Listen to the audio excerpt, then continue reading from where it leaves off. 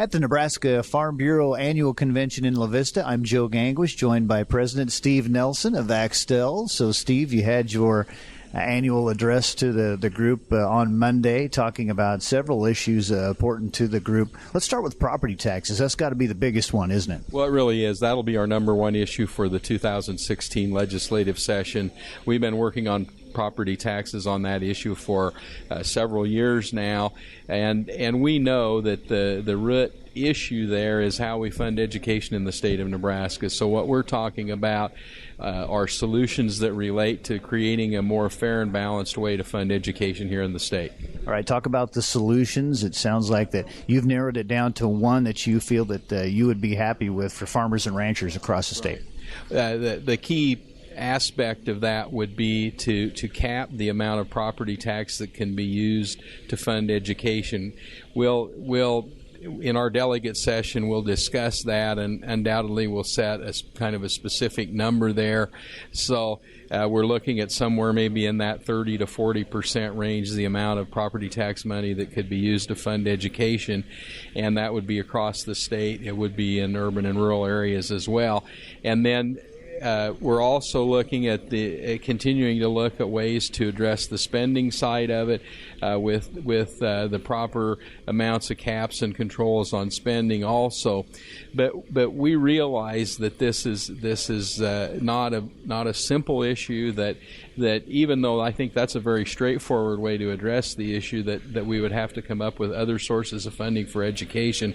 So we're looking at lots and lots of things there. Some of those could relate to broadening the sales tax base, would be a likely source for some revenue. There would be just a lot of areas that you could look at to broaden our tax base and to bring more money into the general fund, so we could accomplish that balancing of property tax and state money and education. Sure, that's good for folks to hear you say that you're not just for cutting property taxes. Let's find an alternative source for funding schools. Well, that's right, and I think, and I tried to make it clear in my speech today, and I've said it before, that we're not talking about cutting funding for schools per se. What we're talking about is balancing who pays for that. We all want good education for the students of the state of Nebraska, for the children of the state of Nebraska. I think at the same time, we want a fair and balanced way to pay for that, and that's really what we're talking about here, is coming up with that fair, equitable, balanced way to pay for that education. Well, and then on the flip side of that, we've seen a real great influx of young people coming back to the farm, and the property tax. I mean, we want to be able to have some money to have these farms continue to be viable for these young folks, don't we? Well, that's right. I continue to hear stories about older people who have land that they intended to use for their retirement, and the property tax has grown so high on that land that they're considering selling that land because they need that kind of money to live in retirement. Renting land is how lots and lots of people get started in farming and ranching, and so if we limit that ability for young farmers and ranchers to rent land or even own land because property taxes are too high, that's certainly not good for the future of agriculture, and it is a very exciting time in many respects. Even though we can always find things to be negative about, we can say taxes are too high, or grain prices or cattle prices or hog prices are too low, but there's great opportunities in agriculture that remain today, and what we want to do is just continue to really make it as possible as it can be for young people to get started in farming and ranching. Short session, are you pretty confident we can get something done this next year? Well, I think what we need to do and what we need to think about is that we can take steps towards fundamental reform.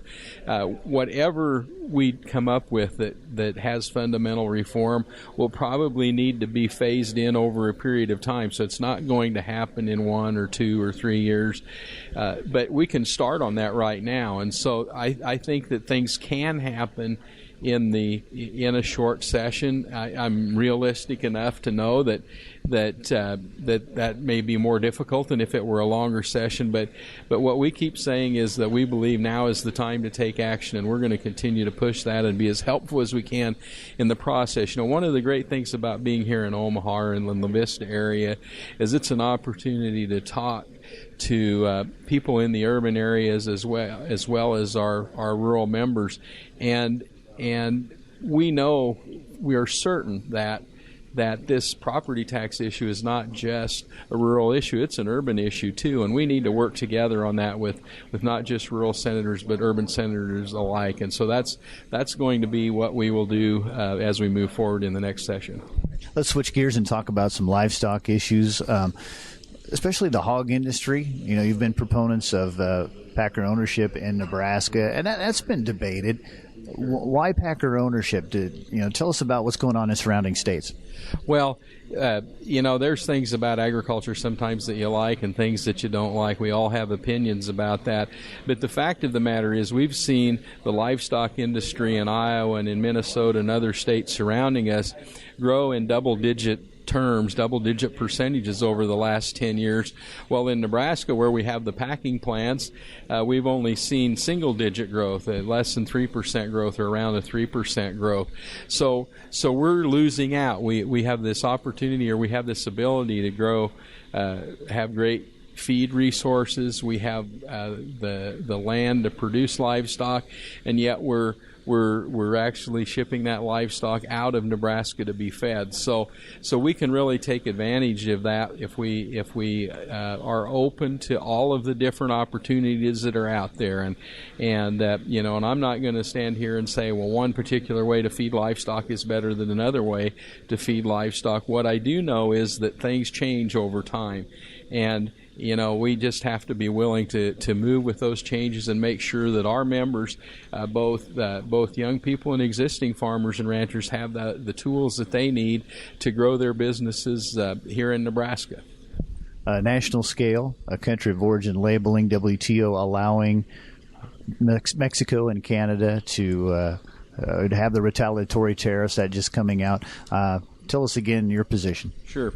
Well, at Farm Bureau, we're not opposed to labeling, but what our policy says, what our American Farm Bureau policy says, that country of origin labeling must be WTO compliant. And what we found here, and evident today with the numbers coming out, is that we're not compliant in the eyes of WTO, and that significant sanctions will be placed on U.S. producers if we don't comply with that. And so again, we're completely in favor of labeling. We think if labeling for the marketplace, labeling for the consumer demand is a great thing, but the mandatory labeling that we've been talked about has been proven to not work from a WTO perspective. So at this point, we're favoring we're asking Congress to delay the implementation of the tariffs until we can get rid of the country of origin labeling laws as they are today, and then figure out how we move forward from there. All right. Anything else convention-wise that you're excited about? Well, I just think there's a great future here. We talk some about the young people, and of course there's the young people that have come home to the farm and ranch, but then there's kind of that next younger group, those students who are in FFA or 4-H still in high school, or that are involved in collegiate Farm Bureau and in other areas, that are really excited about the opportunities that there are in agriculture, and particularly excited about coming home to the farm or ranch, and particularly even more excited about being involved with Farm Bureau and taking those leadership opportunities that we can provide. And so I think the future's great. I know that we have challenges. We'll always have challenges, but we're going to have some great young people coming up to deal with those challenges. So I'm excited about that. Steve Nelson, president of Nebraska Farm Bureau at the convention, annual convention for Nebraska Farm Bureau, taking place this week in La Vista. For the Rural Radio Network, I'm Joe Gangwish.